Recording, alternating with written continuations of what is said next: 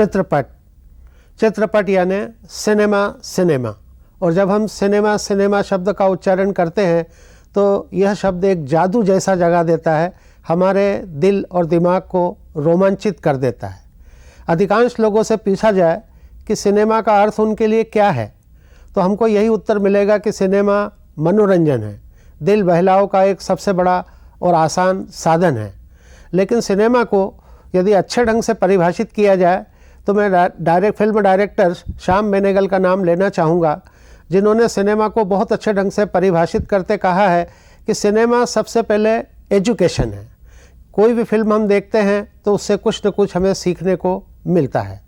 दूसरे नंबर पर cinema information है, अनेक प्रकार की सूचनाएं हमको सिनेमा के जरिए प्राप्त होती है। तीसरे नंबर पर यह एनलाइटनमेंट है, जब हम सिनेमा देखते हैं तो हम टेंशन फ्री हो जाते हैं, हमारे दिल दिमाग को सुकून मिलता है, मन को शांति मिलती है। और चौथे नंबर पर ये एंटरटेनमेंट है। तो एंटरटेनमेंट तो सिनेमा है ही, लेकिन उसे देखते समय इन सीढ़ियों का हमें ध्यान रखना चाहिए।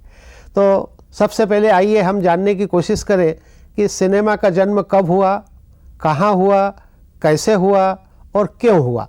इसके जन्म की जो कहानी है वो बड़ी दिलचस्प है। तो सबसे पहले मैं आपको ले चलता हूँ 1827 में कैमरे का आविष्कार हो गया था और मनुष्य ने कैमरे के जरिए, लेंस के जरिए अपनी तस्वीरें उतारना और उन तस्वीरों को देखना शुरू कर दिया था। फ्रांस में एक व्यक्ति हुआ है ल दुगारे ने 1839 में कागज़ पर प्रिंट की तकनीक विकसित कर ली थी कि हम अपनी हथेली पर अपना चेहरा रख कर के देख सकते हैं। इसके पहले आदमी के पास यह सुविधा सिर्फ दर्पण में चेहरा देख सकता था, लेकिन कागज़ पर चेहरा उतारने की जो तकनीक थी वो 1839 में ल दुगारे ने ईजाद की और कैमरा जो है आम आदमी के पास पहुंचने लगा। जब आदमी ने अपने चित्र को कागज़ पर देखा तो फिर उसके मन में ये जिज्ञासा हुई कि अरे ये चित्र चलता नहीं है, ये चित्र बोलता नहीं है, ये चित्र हंसता नहीं है और मनुष्यों जैसी गतिविधि नहीं करता। यदि ये चित्र चलने लग जाए, बोलने लग जाए और मनुष्यों जैसा करने लग जाए तो कितना अच्छा हो। तो इस तरह के प्रयोग अलग अलग देशों में, जिनमें इटली, जर्मन, फ्रांस, ब्रिटेन और अमेरिका के नाम प्रमुखता से लिए जा सकते हैं, वहाँ पर इस प्रकार के वैज्ञानिक कोशिशों में लग गए।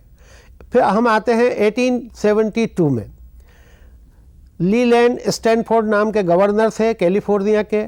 उन्होंने अपने एडवर्ड मैब्रिज नाम के एक फोटोग्राफर को बुलाया और उसको कहा कि भाई तुम प्रयत्न करो, एक कोशिश करो जिससे सिनेमा चलने लग जाए और ये चित्र मनुष्यों जैसी एक्टिविटी करने लग जाए।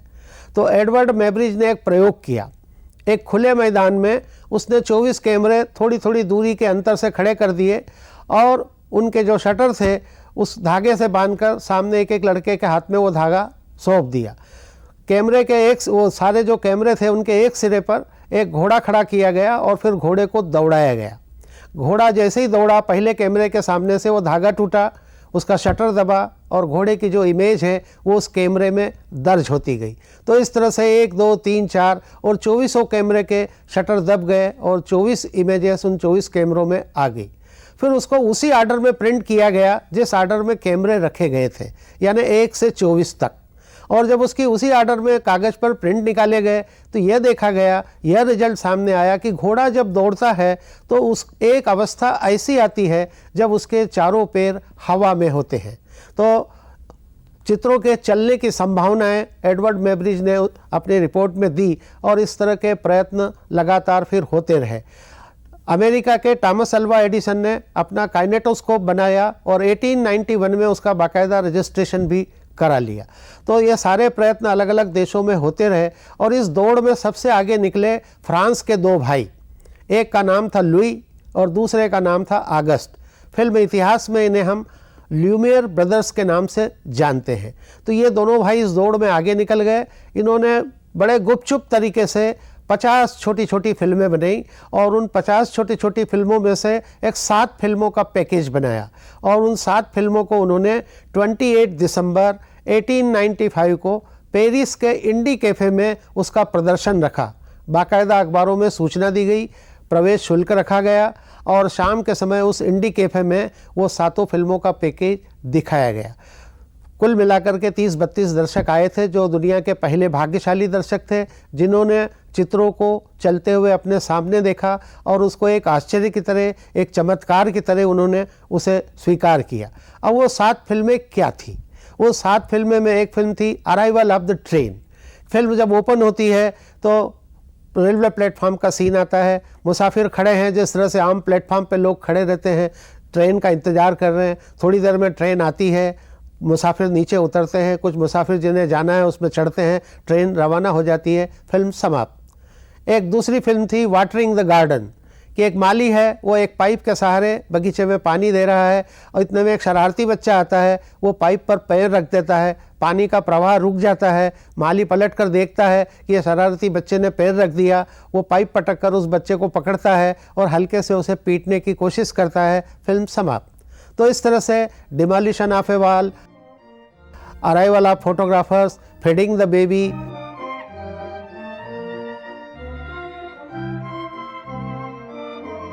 Living the factory, living the port, इस तरह की 7 फिल्मों को लोगों ने देखा और इसका एक जादू की तरह, एक चमत्कार की तरह प्रचार प्रसार हुआ। फिर ल्यूमियर ब्रदर्स को शुरू में तो उन्होंने सोचा कि एक आविष्कार है, लेकिन बाद में जब उन्हें लगा कि एक व्यवसाय बन सकता है, इसके द्वारा लोगों का मनोरंजन किया जा सकता है, लोगों से पैसा कमाया जा सकता है, तो उन्होंने फिर इसके अलग अलग यंत्र बनाए और उन यंत्रों के जरिए उन्होंने अपने एजेंट के मार्फत इनको दूसरे शहरों में भेजना शुरू किया। अपने 2 एजेंट उन्होंने उन दिनों सेंट पीटर्सबर्ग भेजे। वहाँ पर एक मेला लगा हुआ था, सोवियत संघ का एक शहर है सेंट पीटर्सबर्ग, और उस मेले में वो 2 एजेंट लेकर के गए और उन्होंने वहाँ पर रात के समय एक टेंट में ये फिल्में लोगों को दिखाई। जो दर्शक पहले दिन देखने के लिए आए थे उसमें सोवियत साहित्यकार मैक्सिम गोर्की भी थे। मैक्सिम गोर्की ने उन फिल्मों को देखा तो बड़े आनंदित हुए और साहित्यिक नज़रिए से उन्होंने उसे देख करके वहाँ के दूसरे दिन लोकल अखबार में उसकी समीक्षा छापी और इस तरह से फिल्म इतिहास में हम मैक्सिम गोर्की को पहले फिल्म समीक्षक के रूप में शामिल करते हैं कि वो दुनिया के पहले फिल्म समीक्षक हुए। तो इस तरह से सिनेमा का जन्म फ्रांस में हुआ और 28 दिसंबर 1895 से लेकर इतने बरस बीत गए हैं, आज भी सिनेमा का जादू वैसे ही लोगों के सिर पर चढ़कर बोल रहा है जैसा वो पहले दिन बोला था। अब सवाल यह है कि सिनेमा भारत कब आया और कैसे आया? तो मेरा उत्तर है कि cinema by the way Bharat आ गया, इसे कोई यहाँ पर लाया नहीं। और बाय द वे कैसे आ गया कि वही जैसा मैंने बताया कि ल्यूमियर ब्रदर्स के एजेंट सिनेमा के अलग अलग यंत्र लेकर सारे संसार के लिए, अलग अलग देशों के लिए रवाना हुए। तो वो पेरिस से सिंगापुर के लिए रवाना हुए और उन्होंने बम्बई में आकर के अपना हवाई जहाज़ बदलना था, क्योंकि उन दिनों ऐसे प्लेन नहीं चलते थे कि वो सीधे पेरिस से सिंगापुर जा सके। तो वो बम्बई एयरपोर्ट पर उतरे और बम्बई एयरपोर्ट पर जब वे उतरे तो उन्हें बताया गया कि यहाँ से जो सिंगापुर हवाई जहाज़ जाता है उसमें कुछ खराबी आ गई है, आपको 2-3 दिन के बाद सूचित किया जाएगा कि वो प्लेन कब उड़ेगा। तो वे दोनों एजेंट एयरपोर्ट से उतरकर कोलाबा में वाटसन होटल उस समय थी, जो आजकल नेवी का ऑफिस है, तो उस वाटसन होटल में जाकर के वे रुक गए। ये तारीख थी 7 जुलाई 1896। तो उन्होंने फिर अपने होटल में रुक करके ये सोचा कि जो काम हमें सिंगापुर में जाकर के करना है वही काम हम बम्बई में क्यों नहीं शुरू कर सकते। तो वे तत्काल टाइम्स ऑफ इंडिया के ऑफिस में गए और उन्होंने 10 बाय 2 सेंटीमीटर का एक विज्ञापन दिया, marvel of the century, wonder of the world, 7 films Lumiere Brothers film package, और आज शाम को ₹1 टिकट रहेगा और वाटसन होटल में उसके शो होंगे। हर आधे घंटे के बाद शो अरेंज किए गए। तो बम्बई टाइम्स ऑफ इंडिया उन दिनों बहुत लोकप्रिय अखबार था और सर्वाधिक लोगों ने उसे पढ़ा और 125 के करीब लोग बम्बई के कोने कोने से अपने अपने वाहनों में बैठ करके आए और ₹1 का उन्होंने टिकट लिया और वाटसन होटल में वही पैकेज जो इंडी कैफ़े में ल्यूमियर ब्रदर्स ने अपनी उपस्थिति में दिखाया था, वही उनके एजेंट ने वहाँ दिखाया। वो उन 125 लोग जो आए थे उनमें एक सावे दादा भी थे। सावे दादा का पूरा नाम हरिश्चंद्र सखाराम भाटवड़ेकर था। उनका बम्बई में स्टील फोटोग्राफी का स्टूडियो था, फोटोग्राफी वे जानते थे। जब उन्होंने ल्यूमियर ब्रदर्स की फिल्में देखी तो उनके मन में ये बात आई कि ऐसी फिल्में तो मैं भी बना सकता हूँ, और ये सारी विदेशी फिल्में हैं, यदि भारत में भारतीय फिल्में बनाई जाएगी, भारतीय चेहरे दिखाई देंगे, भारतीय लोकेशन दिखाई देंगे, तो लोगों को ज़्यादा अच्छा लगेगा। तो उन्होंने तत्काल ब्रिटेन से 28 गिन्नी भेज करके एक मूवी कैमरा बुलाया, और मूवी कैमरा जब उनके पास आ गया 1897 में, तो उन्होंने बम्बई में एक सर्कस चल रहा था, उस सर्कस में वे गए और उन्होंने देखा कि सर्कस में दिन के समय में जानवरों को ट्रेनिंग दी जा रही है, जो खास करके बंदरों को ट्रेनिंग दी जा रही थी कि आग के गोले से बंदर कैसे कूदेगा और रीछ के हाथ पकड़कर कैसे लोगों से पैसे मांगेगा, हाथी की पीठ पर कैसे चढ़ जाएगा। इस तरह की ट्रेनिंग के उन्होंने फोटोग्राफ लिया और एक छोटी शॉर्ट फिल्म बनाई जिसको उन्होंने शीर्षक दिया ट्रेनिंग ऑफ द मंकीज़। फिर हैंगिंग गार्डन में उन्होंने कुश्ती अरेंज की, 2 पहलवानों को बुलाया और कहा कि ये कैमरे के सामने आप कुश्ती लड़िए, और उसकी भी एक छोटी फिल्म बनाई और उसका शीर्षक उन्होंने दिया द रेसलर। तो ये 2 शॉर्ट फिल्में उन्होंने बना ली। उसी दौरान एक परांजपे नाम का लड़का जो कैम्ब्रिज यूनिवर्सिटी में पढ़ता था लंदन में, वो भारत आया, और वो पहला लड़का था जिसको गणित में गोल्ड मेडल मिला था। तो जब उसके आने की खबर छपी तो उसे रिसीव करने के लिए बंदरगाह पर सैकड़ों लोग गए, उसके रिश्तेदार गए, दोस्त गए और तमाम लोग गए कि भारत का, बम्बई का एक लड़का गोल्ड मेडल प्राप्त जिसने किया है वो आ रहा है। तो सावे दादा भी गए और उसकी एक न्यूज़ रील उन्होंने बनाई। इन तीनों फिल्मों को उन्होंने डेवलपिंग के लिए लंदन भेजा, लंदन से वो डेवलप होकर के 1898 में आई, और विदेशी फिल्मों के साथ 1899 में उन्होंने वो फिल्में भी जारी कर दी। इसलिए सावे दादा जो हैं वो भारत के पहले फिल्म प्रोड्यूसर हैं, पहले डायरेक्टर हैं और पहले एग्जीबिटर हैं, जिन्होंने 2 शॉर्ट फिल्में और एक न्यूज़ रील का जन्म दिया, और भारतीय फिल्में बना करके उन्होंने विदेशी फिल्मों के साथ में उनको दिखाई। सिनेमा के बारे में ऐसा प्रचलित है कि ये शुरू में बोलता नहीं था, साइलेंट सिनेमा था, गूंगा सिनेमा था, इसके पास ज़बान नहीं थी। तो ये बात 100% सही है कि सिनेमा का जब जन्म हुआ तो वो साइलेंट था, उसके पास आवाज़ नहीं थी। हालांकि ग्रामोफोन का आविष्कार हो गया था, साउंड रिकॉर्डिंग की व्यवस्था तो हो गई थी, लेकिन साउंड को ट्रांसफ़र करने की जो टेक्निक है वो डेवलप नहीं हो पाई थी। इसलिए दुनिया का सारा सिनेमा जो ल्यूमियर ब्रदर्स ने बनाया था 1895 से लेकर 1927 तक, इतने बरसों तक सारे संसार का सिनेमा गूंगा रहा। तो ये साइलेंट सिनेमा का एक बहुत बड़ा पीरियड है, और इस पीरियड में कई लोगों ने जितनी भी फिल्में बनाई वो सारी की सारी फिल्में साइलेंट है। आज यदि हमको चार्ली चैपलिन की फिल्में या लॉरेल हार्डी की फिल्मों में म्यूज़िक सुनाई देता है या कोई साउंड सुनाई देता है तो ये सब बाद में डाले गए। तो ल्यूमियर ब्रदर का पैकेज, सावे दादा का पैकेज और तमाम फिल्में, जैसे भारत की पहली फिल्म दादा साहब फाल्के ने राजा हरिश्चंद्र बनाई और 3 मई 1913 को उसको बम्बई में प्रदर्शन किया, वो भी साइलेंट फिल्म थी। तो सावे दादा के बाद से जो कहानी शुरू होती है भारत की, तो सन 1911 में हम आते हैं। 1911 के क्रिसमस के महीने में दादा साहब फाल्के का पूरा नाम है धुंडीराज गोविंद फाल्के। ये इनका जन्म 30 अप्रैल 1870 को नासिक के पास त्र्यंबकेश्वर में हुआ था। कट्टर ब्राह्मण परिवार में इनका जन्म हुआ, इसलिए इनको स्कूल नहीं भेजा गया और वेद, पुराण और संस्कृत की सारी शिक्षा घर पर दी गई, क्योंकि उनके पिता पंडिताई करते थे और उन्हें लगता था कि मेरा बेटा भी बड़ा होकर पंडिताई करेगा तो इसको स्कूल जाने की कोई ज़रूरत नहीं है। तो 16 साल की उम्र तक दादा साहब फाल्के ने स्कूल के कोई सीढ़ियाँ नहीं चढ़ी थी। लेकिन उनके जो ग्रैंडफादर थे वो संस्कृत के प्रोफेसर थे और बम्बई में पढ़ाते थे। उन्होंने सोचा कि यदि ये दादा साहब फाल्के नहीं पढ़ पाएगा तो आगे जाके जीवन में कई तरह की कठिनाइयाँ आ सकती है, तो उन्होंने उसके बम्बई के जे स्कूल ऑफ आर्ट्स में दादा साहब फाल्के को भर्ती कर दिया।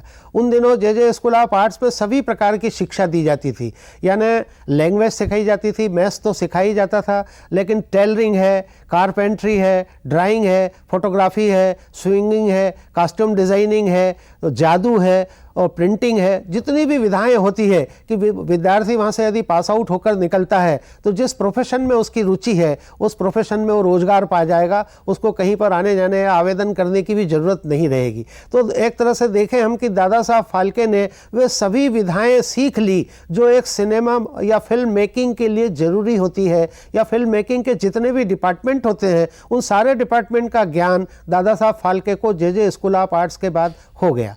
तो वो वहाँ से निकलने के बाद उन्होंने पूना के अंदर सरकारी नौकरी की, एक गवर्नमेंट प्रिंटिंग प्रेस में उन्होंने काम किया और चूंकि प्रिंटिंग का उनको नॉलेज हो गया था। फिर जब वहाँ पर उन्होंने काम कर रहे थे तो एक गुजराती व्यापारी उनके पास आए और उन्होंने कहा तुम सरकारी नौकरी क्या कर रहे हो, ब्रिटिश नौकरी करना तो एक तरह से गुलामी है, आओ अपन पार्टनरशिप में एक प्रिंटिंग प्रेस डालते हैं। तो उन्होंने महालक्ष्मी प्रिंटिंग प्रेस डाला। दादा साहब फाल्के के प्रयत्नों से वो प्रिंटिंग प्रेस खूब चला और उन्हीं दिनों त्रावणकोर के राजा रवि वर्मा जो बहुत अच्छे चित्रकार रहे हैं और उन्हें राजा की पदवी दी गई थी और वहाँ के त्रावणकोर के राजा ने, और बहुत अच्छे चित्रकार थे, वे भी बम्बई आए और वे देवी देवताओं को आकार देना चाहते थे। यानी राजा रवि वर्मा भारत के पहले चित्रकार हैं जिन्होंने देवी देवताओं को आकार दिया, उनके चेहरे बनाए। उसके पहले हम सिर्फ मंदिरों में मूर्तियां देखते थे और उन मूर्तियों से कल्पना करते थे, लेकिन राजा रवि वर्मा ने सरस्वती कैसी होती है, पार्वती कैसी होती है, शंकर भगवान कैसे होते हैं, राम लक्ष्मण कैसे होते हैं, कृष्ण राधा कैसी होती है, तमाम देवी देवताओं को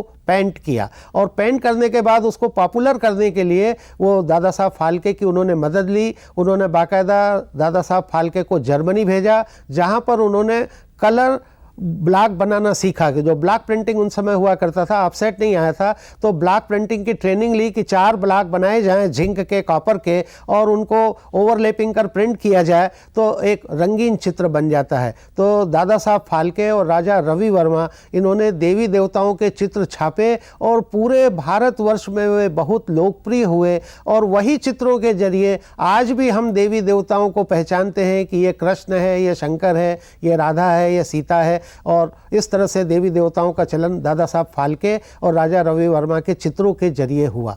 फिर दादा साहब फाल्के ने वो तमाम नौकरियां और बहुत सारी उनको दिक्कतें आई, उनका हम जिक्र न करते हुए 1911 में आते हैं कि दादा साहब फाल्के ने उस क्रिसमस के मौके पर एक फिल्म चल रही थी बम्बई की चौपाटी पर टेंट सिनेमा में, द लाइफ ऑफ क्राइस्ट। उनका बेटा उनके साथ था भालचंद्र, दोनों बाप बेटों ने 8-8 आने के टिकट लिए और उन टिकट के जरिए वो फिल्म देखी। और फिल्म देखते समय दादा साहब फाल्के बड़े अभिभूत हो गए क्योंकि उनको फोटोग्राफी का ज्ञान था, उनको जादू का ज्ञान था, उनको एक्टिंग का नॉलेज था, म्यूज़िक का, सब तमाम बातों का नॉलेज था। तो वे उस रात जब घर आए तो उन्होंने अपनी पत्नी सरस्वती देवी को कहा कि हम एक अद्भुत चीज़ देख करके आए हैं। और तो पत्नी ने शिकायत की कि आप अकेले अकेले देखा है, मुझे नहीं दिखाया। तो उन्होंने कहा कल हम फिर चलेंगे। और इस तरह से लगातार दादा साहब फाल्के ने 10 दिन तक लाइफ ऑफ क्राइस्ट फिल्म रोजाना देखी, अलग अलग एंगल से देखी, कभी एक्टिंग के नज़रिए से, कभी लोकेशन के नज़रिए से, कभी कॉस्ट्यूम के नज़रिए से, और उन्होंने पूरी मन में तय कर लिया कि मैं फिल्म बनाऊंगा। और वो अपने दोस्तों को बुलाया, रिश्तेदारों को बुलाया और कहा कि मैं फिल्म बनाना चाहता हूँ। किसी ने उनकी बात पे भरोसा नहीं किया क्योंकि उनके पास ना कोई कैमरा था, ना कोई इक्विपमेंट थे और ना किसी प्रकार की कोई स्क्रिप्ट थी। और कहा कि मैं कृष्ण के जीवन पर फिल्म बनाऊंगा। तो सब लोग हंसने लगे और दादा साहब को पागल तक के लोग कहने लगे कि कृष्ण का जीवन कितना बड़ा है। बचपन के बाल कृष्ण की लीलाओं से लेकर के महाभारत, कुरुक्षेत्र के मैदान तक कृष्ण का पूरा जो जीवन है फैला हुआ है। आप 1-2 घंटे की फिल्म में उनके जीवन को कैसे दिखा पाएंगे। तो भी दादा साहब फाल्के ने अपनी जिद नहीं छोड़ी। उन्होंने फिर उनको कहा गया कि आप कोई छोटी सी फिल्म बना करके दिखाइए। तो उन्होंने मटर का पौधा नामक एक छोटी फिल्म बनाई कि एक गमले में पहले दिन उन्होंने एक मटर का दाना उसमें रख दिया, उसको पानी दिया और टाइम गैप फोटोग्राफी के जरिए रोजाना निश्चित समय पर वो उसके चित्र लगातार 1 महीने तक उतारते रहे और अंत में एक पौधे के रूप में विकसित हुआ। और उस फिल्म को जब उन्होंने अपने दोस्तों को, रिश्तेदारों को दिखाया तो उनको लगा कि हाँ भाई ये फिल्म बना सकते हैं कि किस प्रकार एक बीज पौधे के रूप में अंकुरित होकर एक छोटा सा पौधा बन जाता है और उसमें मटर आते हैं। तो फिर उनको विश्वास हुआ। उनके एक दोस्त ने उनको 25,000 रुपये बाजार के ब्याज की दर से उधार दिए, पत्नी ने अपने गहने दिए और उन ऐसे 25-30 हज़ार रुपये लेकर के दादा साहब फाल्के 1 फरवरी 1912 को लंदन के लिए पानी के जहाज़ से रवाना हुए। लंदन में उनका कोई मित्र और कोई रिश्तेदार परिचित नहीं था, लेकिन वो एक बायोस्कोप नाम की पत्रिका बुलाते थे और उसको नियमित पढ़ते थे, जो सिनेमा की मैगजीन थी। उसका संपादक था कैबोर्न। उसके पास गए और उन्होंने अपना इंट्रोडक्शन दिया। I am Dhundiraj Govind Phalke from India. I want to make a motion picture, can you help? पहले तो कैबोर्न को अच्छा नहीं लगा कि ये कौन आदमी आ गया है और अब किस प्रकार की मांग कर रहा है, लेकिन जब दादा साहब का उन्होंने उत्साह देखा तो वह उसको वहाँ पर जो ब्रिटेन के लंदन के स्टूडियोज़ थे और फिल्म मेकर्स थे, उन सबको उनको मिलवाया। वहाँ पर फिल्म मेकिंग कैसा होता है, कहाँ पर सामान मिलता है, कैमरा और तमाम इक्विपमेंट, केमिकल्स दादा साहब को दिलाए। और अप्रैल 1912 को दादा साहब फाल्के फिर भारत आते हैं और भारत आकर के फिर अपने दोस्तों को सबको इकट्ठा करके कहते हैं कि अब मैं फिल्म बनाऊंगा। तो सब लोगों ने फिर उन्हें समझाया कि श्री कृष्ण के बजाय दूसरे किसी चरित्र पर, पौराणिक चरित्र पर फिल्म बनाइए, क्योंकि श्री कृष्ण को आप बाद में भी ले सकते हैं। दादा साहब फाल्के को भी ये बात अच्छी लगी और उन्होंने फिर अयोध्या का राजा यानी राजा हरिश्चंद्र, जो सत्य और न्याय के लिए हमारी माइथोलॉजी में जाने जाते हैं, उनके पर वो फिल्म बनाने के लिए तैयार हुए। अखबारों में विज्ञापन दिए गए, बाकायदा जिस प्रकार से कास्टिंग की जाती है वो की गई। तो सारे कलाकार तो उनको मिल गए, लेकिन तारामती के रोल के लिए कोई उन्हें नहीं मिला। वो तमाम रिश्तेदार और जितने भी परिचित थे, सब उनकी पत्नियों ने, भाभीयों ने, मौसियों ने, सबने मना कर दिया कि हम कैमरे के सामने काम नहीं करेंगे और पर्दे पर लोगों के सामने नहीं आएंगे, क्योंकि उस समय जो हमारी सामाजिक दशा थी वो इतनी विकसित नहीं थी, बंद समाज था। तो और महिलाएं घर से बाहर नहीं आती थी, उन्हें शिक्षा भी उनको नहीं दी जाती थी। तो ऐसी स्थिति में फिर दादा साहब फाल्के हार करके वेश्याओं के कोठे पर गए और उन्होंने वेश्याओं से हाथ जोड़कर निवेदन किया कि आप मेरी फिल्मों में काम करिए, मैं आपको अच्छा खाना दूंगा, अच्छी साड़ी दूंगा, अच्छे गहने पहनाऊंगा और आपको बढ़िया जो भी ट्रीटमेंट चाहिए वो भी हम देंगे। तो वो वेश्याओं ने दादा साहब की बात तो सुन ली, लेकिन बाद में उनको बड़ा टका सा जवाब दे दिया कि हमारा जो पेशा है वो सिनेमा में काम करने से ज़्यादा अच्छा है, सिनेमा में काम करना तो एक घटिया पेशा है। और ऐसा कहकर दादा को उन्होंने इनकार कर दिया। दादा बहुत निराश हो गए और वेश्याओं के कोठे से जब वो लौट रहे थे तो सड़क किनारे एक ढाबा था, उस ढाबे में वो 2 मिनट के लिए रुके और उन्होंने चाय का आर्डर दिया। जब चाय का लेकर के वो वेटर आया और उसने गिलास मेज पर रखा तो दादा साहब ने देखा कि उस वेटर की जो उंगलियां हैं बड़ी नाजुक है, इसका लुक भी थोड़ा जनाना लगता है। तो उससे पूछा कि तुम्हें यहाँ पर क्या मिलता है? बोले मुझे 5 रुपये महीना यहाँ पर मिलता है। बोले मैं यदि तुमको 5 रुपया रोजाना दूँ तो तुम मेरे साथ काम करोगे? तो वेटर बड़ा उछल पड़ा कि मुझे 5 रुपया रोजाना मिलेगा और उसने तत्काल हाँ भर दी और कहा कि मुझे क्या करना पड़ेगा? तो बोले तुम्हें एक रानी के कपड़े पहनकर राजा के साथ रहना पड़ेगा और जैसा हम बताएंगे वैसा तुमको काम करना पड़ेगा। तो इस तरह से उस व्यक्ति का नाम था अन्ना सालुंके और अन्ना सालुंके इस तरह से भारत की पहली फीचर फिल्म राजा हरिश्चंद्र की नायिका बना, जो स्त्री न होकर के एक पुरुष था। और इस तरह से हम देखते हैं कि दादा साहब ने इतने सब संघर्ष किए, वो पूरी फिल्म बनी और 21 अप्रैल 1913 को उन्होंने वो फिल्म अपने वही दोस्तों रिश्तेदारों को दिखाई, जिसको हम प्रीमियर शो कह सकते हैं। वो 1 घंटे की फिल्म थी, सब लोग बहुत खुश हुए और फिर 3 मई 1913 को वही फिल्म उन्होंने आम जनता के लिए खोल दी। बम्बई के ओलंपिया सिनेमा घर था, उस ओलंपिया सिनेमा घर में लगातार 23 दिनों तक हाउसफुल में वो फिल्म चली। तो इस तरह से भारत में सिनेमा, जो ल्यूमियर ब्रदर्स का सिनेमा आया था, उस सिनेमा को दादा साहब फाल्के ने स्वदेशी की भावना के कारण, देशभक्ति की भावना के कारण बनाया। 1913 में उन्होंने ये राजा हरिश्चंद्र रिलीज़ की। उसके बाद एक कमलाबाई गोखले नाम की स्त्री आई, वो भी उन्होंने राजा हरिश्चंद्र देखी थी। तो उसने कहा कि वो जो तारामती का रोल कर रही है वो स्त्री नहीं है, वो तो कोई पुरुष है, क्योंकि वो उसकी बॉडी लैंग्वेज और चाल ढाल से वो समझ गई थी कि ये आदमी है, ये औरत नहीं हो सकती। तो उन्होंने कहा कि मैं नाटकों में काम कर चुकी हूँ, मेरी बेटी है, मैं हूँ, हम दोनों नाटकों में काम करते हैं, अगली फिल्म में आप हमें ले लीजिए। तो भस्मासुर मोहिनी नाम की फिल्म 1913 में ही दादा साहब फाल्के ने दिसंबर के महीने में बनाई और उसमें कमलाबाई गोखले उनको नायिका के रूप में उन्होंने पेश किया। इस तरह कमलाबाई गोखले भारतीय सिनेमा की पहली महिला नायिका है। और एक सत्यवान सावित्री फिल्म भी बनी और इन दोनों फिल्मों को उन्होंने 1914 में फिर रिलीज़ किया और तीनों फिल्मों को लेकर यानी राजा हरिश्चंद्र, भस्मासुर मोहिनी, सत्यवान सावित्री लेकर दादा साहब फिर लंदन गए, फिर उस संपादक से मिले और वहाँ के स्टूडियो और पत्रकारों को सारी फिल्में दिखाई।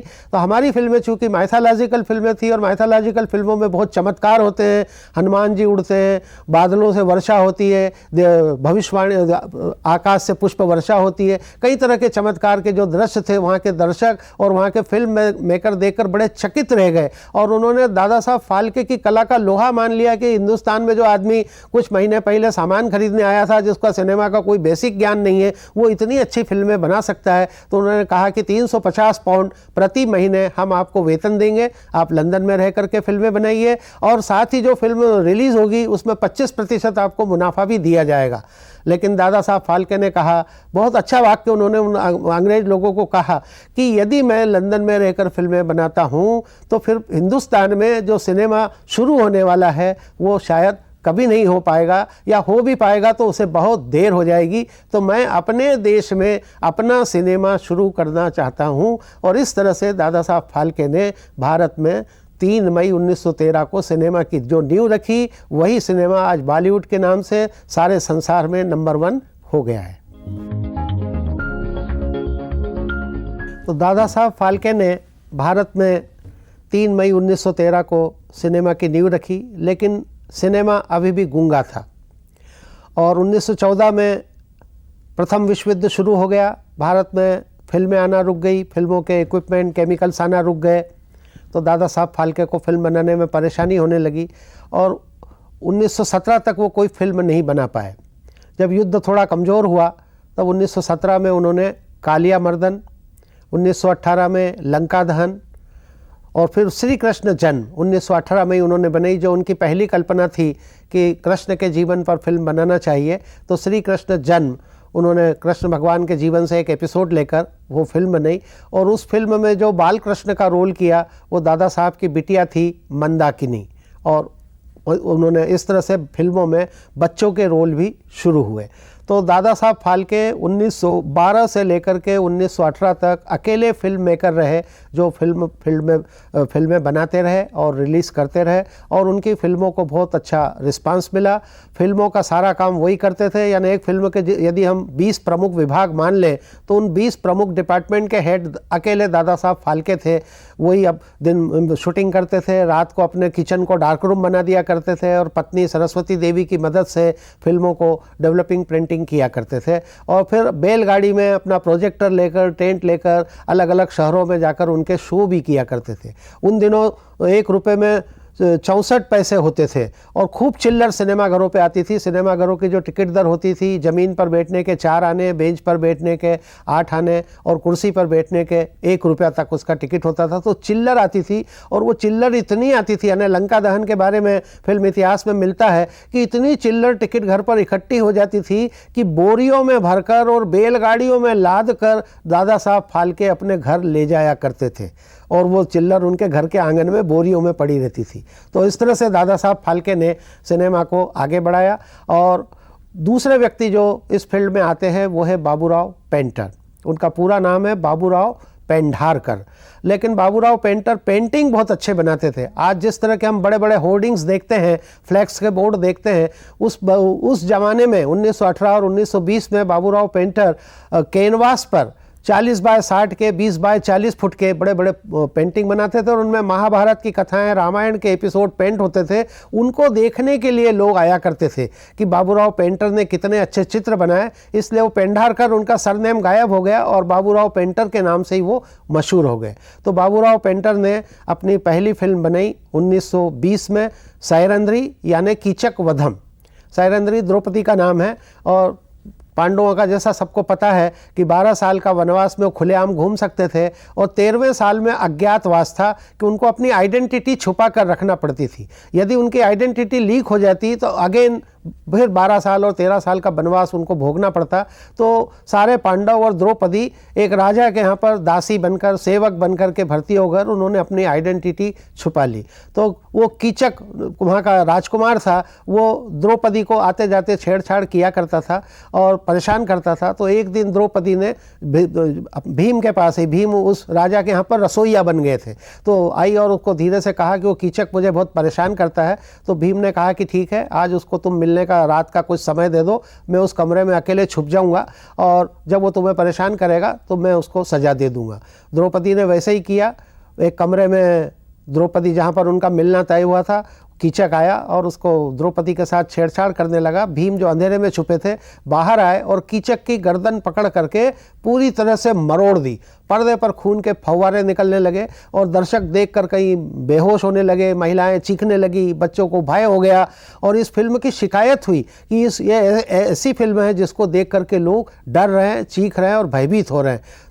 तो ये शिकायत अंग्रेज़ों तक पहुंची और फिर अंग्रेज़ों ने पहली बार एक सर्कुलर जारी किया 1920 में कि यदि किसी फिल्म की शिकायत कलेक्टर या एसपी के पास आती है तो उस फिल्म को पार्टली या पूरी तरह से प्रतिबंधित किया जा सकता है। तो फिल्म के सेंसर होने की शुरुआत कीचक वधम फिल्म से हुई और 1920 से हुई। और बाद में आज जब हम जो सेंसर बोर्ड देख रहे हैं, ये 1952 में सिनेमाटोग्राफ एक्ट ऑफ इंडिया पास हुआ और उसी के द्वारा फिल्म सेंसर बोर्ड से फिल्में पास की जा रही है।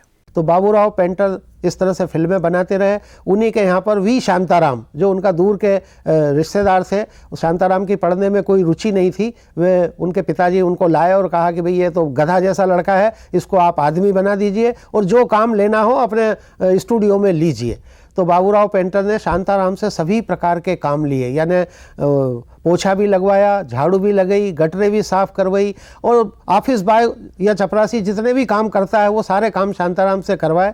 शांताराम की पढ़ने में भले ही रुचि न थी, लेकिन उनको ईश्वर ने ऑब्जर्वेशन का, अवलोकन का बहुत अच्छा गुण दिया था कि वो जिस चीज़ को एक बार देख लेते थे उसको सीख जाते थे। और चूँकि वो ऑफिस बॉय थे, उनको किसी भी डिपार्टमेंट में आने जाने के लिए पूछना नहीं पड़ता था। वो मेकअप रूम में भी चले जाते थे, प्रिंटिंग डेवलपिंग रूम में भी चले जाते थे, स्टेज पर भी चले जाते थे और हर चीज़ को बड़े गौर से देखते थे।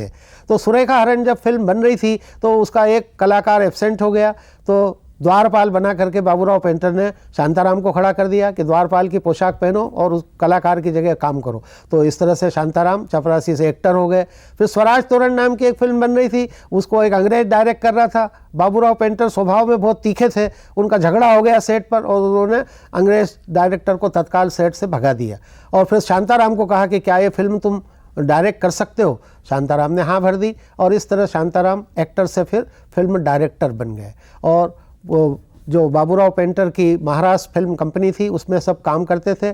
लेकिन बाबूराव पेंटर का स्वभाव तीखा होने के कारण शांताराम को लगा कि लंबे समय तक यहाँ नहीं रह पाऊंगा, तो उन्होंने 5 लोगों को जो उसी कंपनी में काम करते थे, धायबर, दामले, फतेलाल, कुलकर्णी और स्वयं शांताराम, ये 5 लोग अलग हो गए और 1 जून 1929 को इन्होंने कोल्हापुर में ही प्रभात फिल्म कंपनी की नींव रखी और इस तरह से प्रभात फिल्म कंपनी का जन्म हुआ। 4 साल तक वो कोल्हापुर में फिल्में बनाती रही, लेकिन शांताराम को रहा कि मैं उसी गुरु के सामने एक स्टूडियो खोल करके फिल्म बना रहा हूँ, ये अच्छी बात नहीं है, क्योंकि उस समय मॉरल वैल्यूज़ बहुत महत्वपूर्ण हुआ करते थे।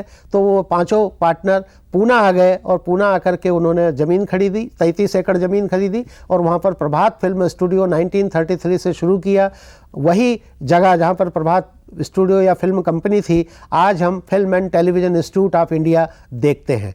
भारत सरकार ने, क्योंकि ये जब कंपनी बंद हो गई तो 1960 में वो ज़मीन को एक्वायर कर लिया और वही स्टूडियो और वही ऑफिस जो शांताराम ने खड़े किए थे आज भी वैसे ही हैं और उनका लगातार आज भी वैसा ही उपयोग हो रहा है।